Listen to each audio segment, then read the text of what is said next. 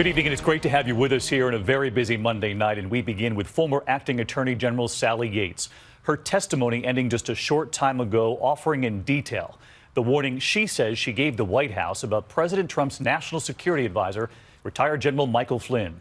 Yates telling Congress about her 2 meetings inside the White House with the White House counsel and what he then asked about Flynn. And she made it clear today, she says she warned them Flynn was, in her words, compromised and could be blackmailed by Russia.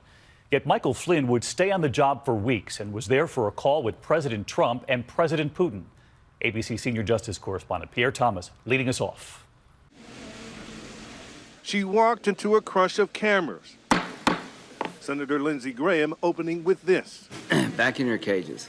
The intense scrutiny following every word of the testimony from former Acting Attorney General Sally Yates as she outlined the steps she took to warn the White House about then National Security Advisor Michael Flynn. Because this was a matter of some urgency. Yates describing an intense call to White House counsel Don McGahn on the morning of January 26th. I called Don McGahn first thing that morning and told him that I had a very sensitive matter that I needed to discuss with him, that I couldn't talk about it on the phone, and that I needed to come see him. She went to the White House that very day to discuss concerns Flynn might have been lying to the White House. The vice president was unknowingly making false statements to the public, and because we believed that General Flynn was compromised with respect to the Russians. We believed that the Russians knew this, and that created a compromise situation, a situation where the national security advisor essentially could be blackmailed by the Russians. Yates citing repeated assertions from Trump officials suggesting that Flynn had told them he had not discussed President Obama's sanctions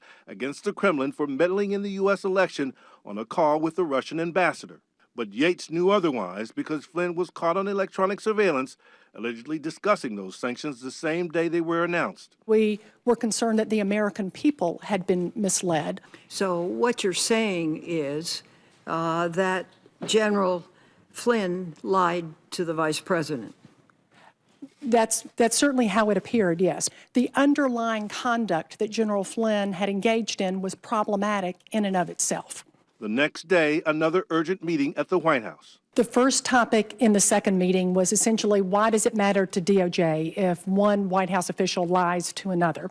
The White House counsel also wanted to know if Flynn likely faced criminal charges and expressed concern that taking action against Flynn might interfere with an ongoing FBI investigation. And the fourth topic was his request to see the underlying evidence. Yates said the evidence was presented to the White House on the morning of January 30th, the very day she was fired for refusing to enforce President Trump's travel ban. I don't know whether that ever happened, whether they ever looked at that evidence or not. Democrats today asking why Flynn was allowed to stay in his job for 18 days after the warning, even participating in an Oval Office phone call between President Trump and Russian leader Vladimir Putin. But some Republicans were focusing on how classified information about Flynn ended up in the press. Have either of you ever been an anonymous source in a news report about matters relating to Mr. Trump, his associates, or Russians' attempt to meddle in the election? No. Absolutely not. And Yates with a final warning to the American people about Russian meddling. I think they're coming back, Senator, and I think that we have to do a whole lot more, both to harden our election systems, our state election systems, to ensure that folks out there know when they're looking at news feeds that it may not be real news that they're reading. All right, so let's get to Pierre Thomas live at the Capitol tonight. Yates also testifying, Pierre, that the White House counsel asked during one of those meetings whether Flynn should be fired. They asked her. David, Yates said she offered no recommendations, saying it was a White House call, not hers. And we learned one more thing today from Obama administration officials who said the former president warned Trump in the Oval Office about Flynn 2 days after the election. David? That the president warned them as well. All right, Pierre Thomas leading us.